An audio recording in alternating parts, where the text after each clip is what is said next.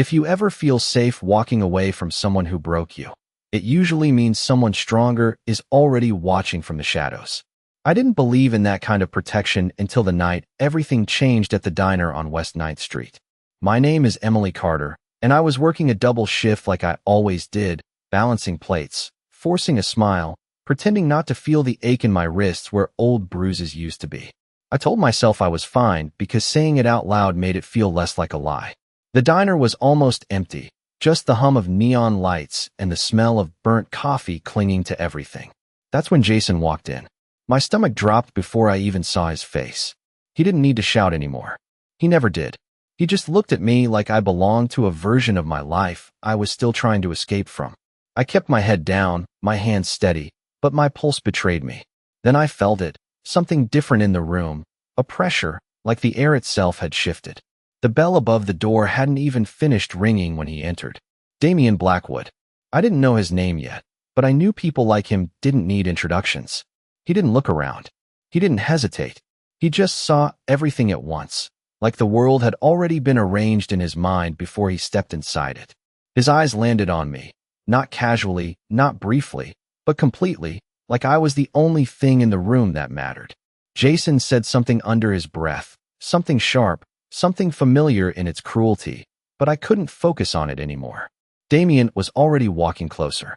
No rush, no noise, just certainty. He stopped a few feet away from my table and looked down at my hands. I didn't realize I was shaking until that moment. You could always tell what kind of man he was by how silent he made everything else feel. He didn't ask for my name at first. He asked a question that didn't belong in a place like this, not in a voice like his. Who the F***ck did this to you? The words weren't loud, but they cut through everything anyway. Jason laughed behind me, trying to reclaim control of a moment he had already lost. I tried to answer, tried to shrink the truth into something safer, something smaller, but the lie died before it left my mouth. Damian didn't look at Jason when he spoke again. That was the terrifying part. It wasn't anger. It was decision. I'm going to ask once, he said quietly, and I felt my entire life narrow into that single moment. Jason shifted closer, pretending not to be afraid, but I saw it in his hands. I saw it in the way he stopped breathing for half a second too long. Damian finally turned his head, just slightly, just enough for Jason to feel seen. And in that silence, something irreversible settled into place, something I didn't yet understand, but would never forget, because that was the night I learned that being seen by the wrong person can destroy you, but being seen by the right one can end everything that ever hurt you.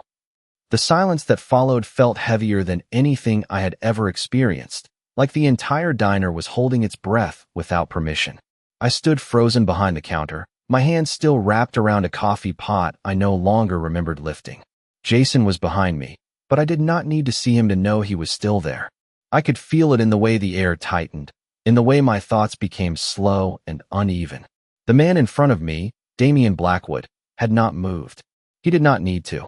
His presence alone had changed the balance of the room in a way I could not explain. Jason finally spoke, trying to sound normal, trying to reclaim the power he always believed he had over me.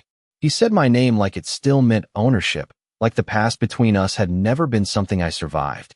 I felt my throat tighten, but before I could answer, Damian raised his hand slightly, not toward me, but just enough for the room to understand he was done listening. Two men I had not noticed before stepped into the diner from the shadows near the entrance. They were dressed simply, no obvious signs of who they worked for, but their movements were precise, calm, and controlled. Jason's confidence faltered for the first time. He tried to laugh it off, tried to step closer to me, but the distance between him and me suddenly felt wider than the entire street outside. Damian finally spoke again, his voice steady and low, carrying a kind of finality that did not require explanation. He did not look at Jason when he spoke. He looked at me instead, as if confirming something only he could see. "I want you to finish your shift," he said, as if the moment had not already fractured my entire reality. I blinked at him, not understanding how anyone could stand in the same room and speak about normal things after what just happened. Jason tried to interrupt, but one of the men near the door simply stepped forward, not aggressively, just enough to make Jason stop speaking mid-sentence. There was no shouting, no struggle, only a quiet certainty that made resistance feel pointless. Jason hesitated, his eyes flicking between me and Damien, searching for an angle that no longer existed. I saw something in him then that I had never seen before: uncertainty. Damien finally turned his attention toward him fully, and when he did, Jason stepped back without realizing it. That single movement said more than anything that had happened all night. Damien's expression did not change, but his words were precise, controlled, and absolute. "You are going to leave," he said, not as a threat, but as a fact that had already been decided somewhere I was not part of. Jason opened his mouth, then closed it again, and for the first time since I had known him, he looked unsure of what to do next. The men near the door guided him toward the exit without force, without chaos, only direction. The bell above the door rang softly as Jason disappeared into the night. The diner suddenly felt too large, too quiet, like it had been emptied of something invisible but essential. I realized my hands were shaking again, but this time it was not fear alone. It was confusion, disbelief, and something I could not name. Damien looked back at me then, his gaze steady but not cold. "You are safe now," he said simply, as if it were not a promise but a correction to something the world had gotten wrong. And for the first time that night, I did not know whether I believed him or was already hoping that I should. The moment the door closed, behind Jason, the silence that remained felt different, no longer tense in the way of danger, but heavy in the way of something unresolved. I stood behind the counter still, unable to move, watching the empty space where everything had just shifted without warning. The diner lights buzzed softly above us, casting a pale glow over Damien Blackwood as he remained near the entrance, not rushing, not claiming space, simply existing in it like he already belonged there. I could not understand how someone could change the temperature of a room without raising their voice. My chest felt tight, not from fear alone anymore, but from the confusion of being seen too clearly by someone I did not know. Damien finally took a slow step forward, his attention never breaking from me, as if everything that mattered in that room had already been reduced to a single point. I tried to speak, but my voice failed me at first, caught between gratitude and disbelief. When I finally managed to form words, they came out quieter than I intended. "I do not need protection," I said, even though the truth of it sounded weak even to my own ears. He did not react immediately. Instead, he studied me the way someone studies a truth they already know but are waiting to hear spoken aloud. That pause felt longer than it should have, stretching the space between us until it felt almost fragile. When he finally spoke, his voice was lower than before, not commanding this time, but certain in a different way. "You are not the first person to say that," he said, and something about the calmness in his tone made it impossible to dismiss. I tightened my grip on the counter, unsure why my body still felt like it was catching up to reality. I told myself I did not want involvement in whatever world he came from, yet my thoughts kept returning to the way Jason had left without argument, without resistance, as if the decision had never been his to make. Damien noticed my hesitation without needing me to explain it. He looked toward the entrance briefly, then back at me, as if confirming that the night had already moved past what I could control. "You will not see him again," he said simply, not as a promise designed to comfort me, but as a statement of fact that did not require approval.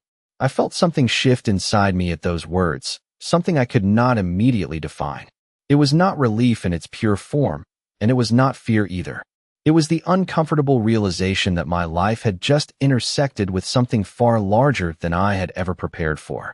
The diner phone rang in the background, breaking the stillness, but no one moved to answer it.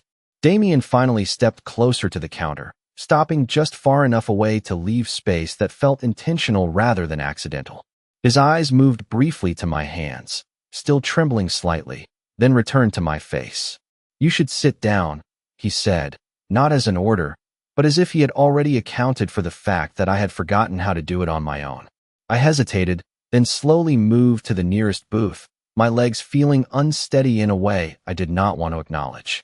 He did not follow me immediately. Instead, he remained where he was for a moment, watching as if confirming I would stay. When he finally did sit across from me, it was not with the urgency of someone continuing a confrontation, but with the calm of someone who had already decided how the rest of the night would unfold. I did not know what he wanted from me, and that uncertainty should have made me leave. Instead, I stayed, because for the first time in a long time, the silence around me no longer felt like something waiting to hurt me, but something waiting to be rewritten. I remember thinking that silence could not possibly get heavier than it already was, but I was wrong. Sitting in that booth across from Damian Blackwood, I realized silence could feel like pressure, like it had weight and intention. The diner around us had returned to its usual state, faint background music playing through old speakers, the occasional sound of dishes being washed in the back, but none of it reached me anymore. It felt like the world had narrowed to this small table, this man, and the space between us that I did not know how to cross. Damian did not rush to speak. He simply observed me the way someone observes a situation they already understand but are still willing to let unfold naturally. I kept my hands folded on the table to stop them from shaking, though I was not sure if he could already see through the effort.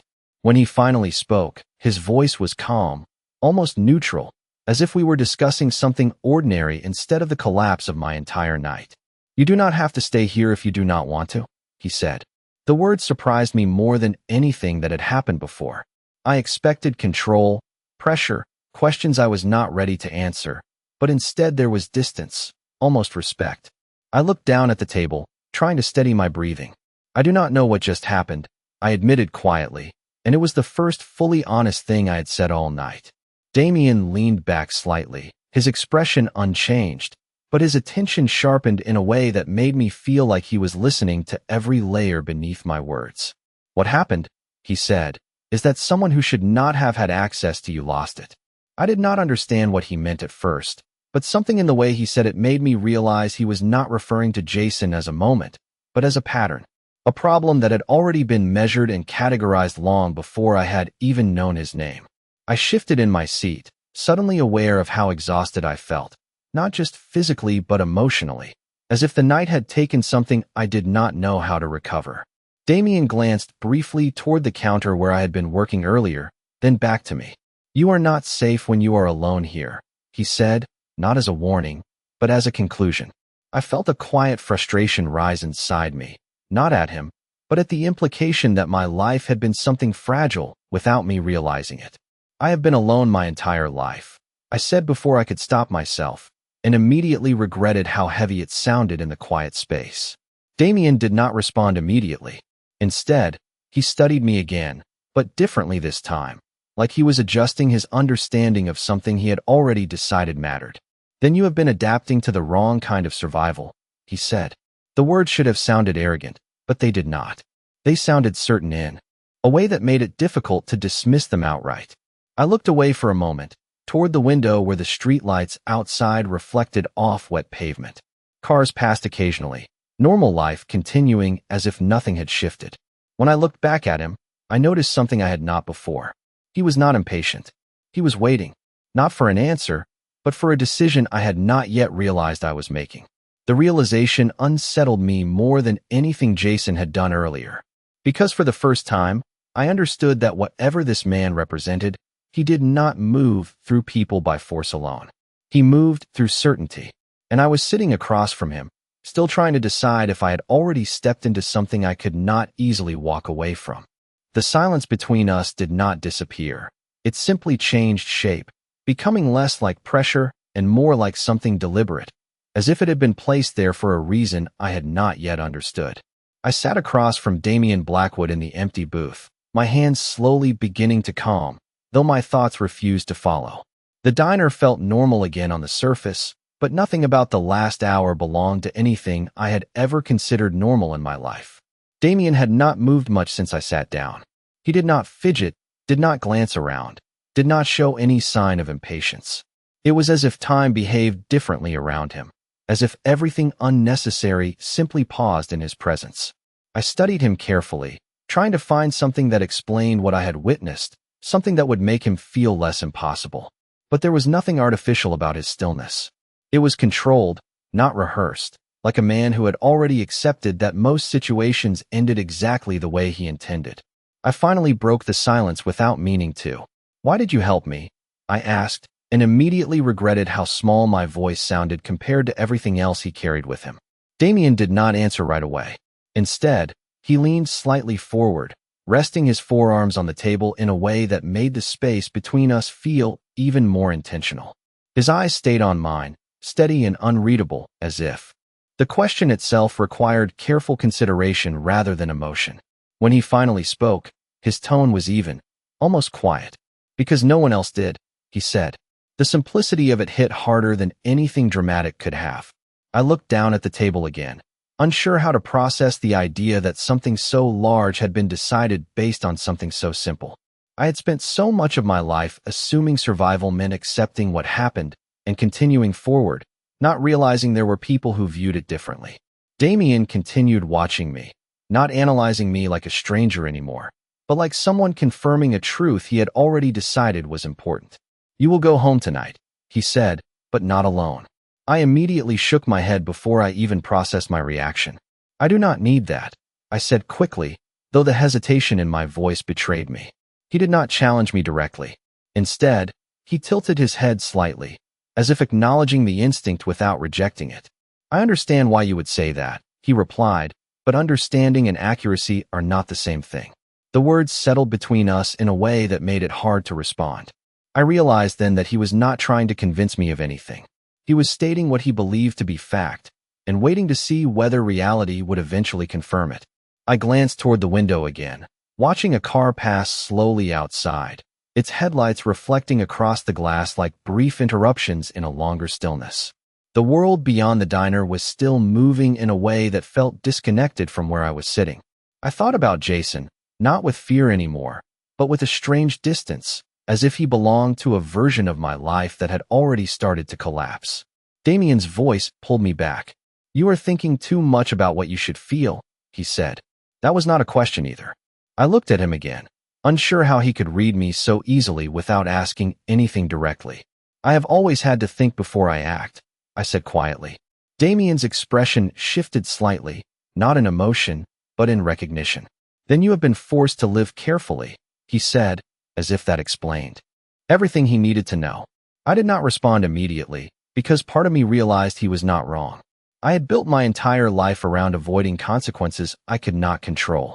But sitting across from him, I felt something unfamiliar beginning to form, not trust exactly, but the beginning of certainty that my life was no longer going to remain as small as I had made it. And for reasons I could not explain, that realization did not feel entirely like danger anymore. The drive outside the diner should have felt ordinary, but nothing about the night belonged to ordinary anymore. I sat in the passenger seat of Damien Blackwood's car without fully understanding when I had agreed to it, only remembering the moment I stood outside and realized the street felt emptier without him beside me.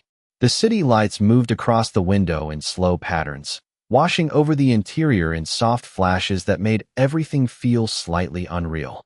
Damien drove without speaking for several minutes, his focus steady on the road ahead, his presence calm in a way that made silence feel intentional rather than awkward. I kept my hands folded in my lap, trying to process the fact that my entire night had shifted from a double shift at a diner to sitting in a car I could not afford to imagine owning, beside a man I did not understand. Eventually, I broke the silence again, quieter this time. "Where are we going?" I asked. He did not look at me immediately when he answered. "Somewhere safe," he said simply, as if safety was a fixed location rather than an idea people argued about. I turned my head slightly toward the window, watching the streets pass by, trying to decide if I should be afraid or simply overwhelmed. Nothing about him suggested urgency, yet everything about him suggested certainty. That contradiction was what unsettled me the most. After a few more minutes, the car slowed in front of a building I had never seen before. It was not loud or extravagant from the outside, just quiet, modern, and discreet, the kind of place that did not need attention to exist. Damien stepped out first, then opened my door without asking, waiting instead of insisting. I hesitated before stepping out, suddenly aware of how small I felt compared to everything around me. Not just the building but the life I was being pulled into without agreement. Inside, the atmosphere changed immediately. The lighting was soft, the space minimal, and everything felt controlled in a way that suggested nothing here was accidental. Damien walked ahead slightly, not leaving me behind, but guiding the direction without needing to say it. I followed him through a hallway, and into a room that felt more like a quiet office than anything else. He gestured toward a chair, and I sat slowly, still unsure whether I was being hosted or positioned. For a moment, neither of us spoke. Then Damien finally turned to face me fully. "I need you to understand something," he said, his voice steady but lower than before. I did not respond immediately, waiting instead, because something in his tone told me this was not a conversation I could interrupt. He continued, not in a way that demanded agreement, but in a way that suggested clarity was necessary. "What happened earlier is not an isolated incident," he said. I felt my stomach tighten slightly, though I kept my expression controlled. "You do not know everything about the situation you were in," he added, and the way he said it made it sound less like a threat and more like an explanation I had been missing my entire life. I finally spoke, my voice careful. "I do not understand what you mean." Damien studied me for a long moment before answering, as if deciding how much truth I was ready to hear. "Some people think silence means safety," he said. "It does not. It only means no one has decided to interrupt it yet." The words settled heavily in the room, not dramatic, not exaggerated, just precise.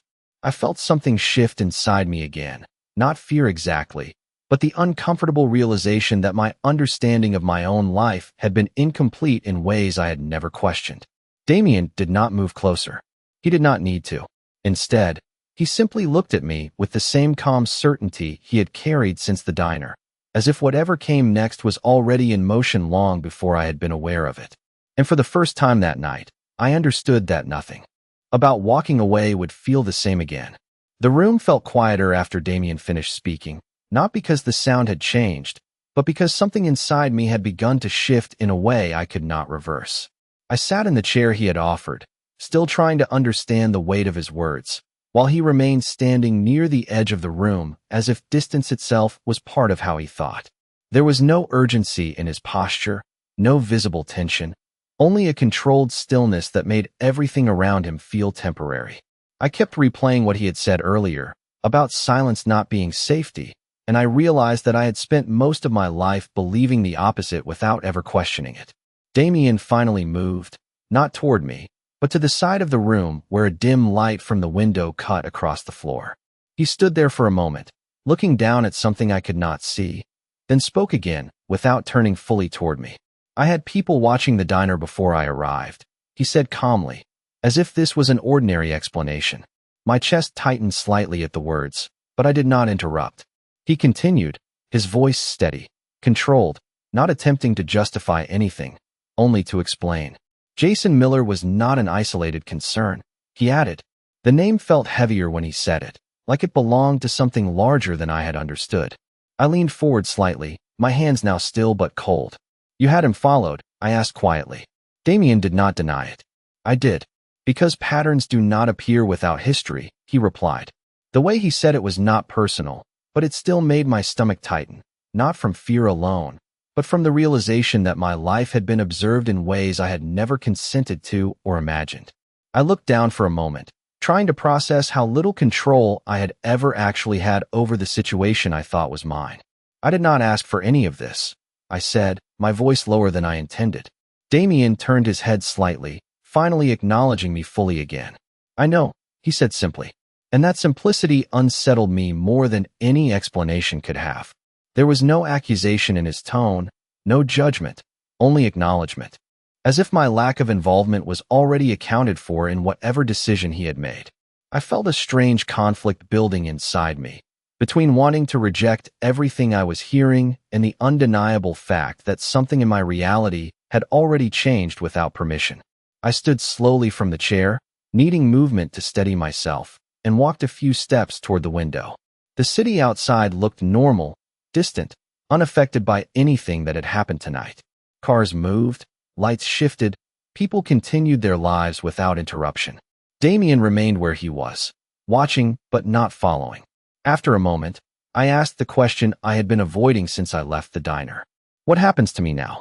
The silence that followed was different from before. It was not heavy or uncertain. It was measured. When he finally spoke, his voice carried the same calm certainty that had defined everything he had said since we met. "Nothing happens to you unless you choose it," he said. I turned back toward him slowly, unsure if I believed that statement or if I was simply trying to understand how it could be true in a world that had already stopped feeling familiar. Damien met my gaze without hesitation, and for the first time, I realized that whatever he represented, he did not deal in confusion. He dealt in decisions already made, waiting only for acceptance or resistance. And in that moment, standing between a window and a man I did not yet understand, I realized I was no longer just trying to survive the night. I was trying to understand what kind of life was being placed in front of me. I stayed by the window longer than I realized, watching the city continue its life as if nothing had shifted underneath it. The glass was cold beneath my fingertips, a small physical reminder that I was still anchored to something real, even though everything inside me felt uncertain. Damien Blackwood remained behind me, not pressing, not interrupting, only present in a way that made it impossible to forget he was there. When I finally turned back, he was sitting now instead of standing, as if he understood that I needed the world to feel less tilted before I could listen again. The quiet between us no longer felt like tension, but like distance waiting to be closed or maintained depending on a choice I had not yet made. I lowered myself slowly back into the chair, my movements careful, my thoughts still scattered. Damien observed me without urgency, his expression steady, unreadable in the same way it had been since the beginning, but no longer unfamiliar. There was something in his attention that did not feel like control, even though I had spent most of the night assuming it would. It felt more like containment, as if he was holding the edges of something larger that I could not yet see. I finally spoke again, my voice quieter than before. If I leave, I asked, what happens? The question hung in the air for a moment longer than I expected. Damien did not answer immediately, and that silence felt different from all the others. It was not avoidance.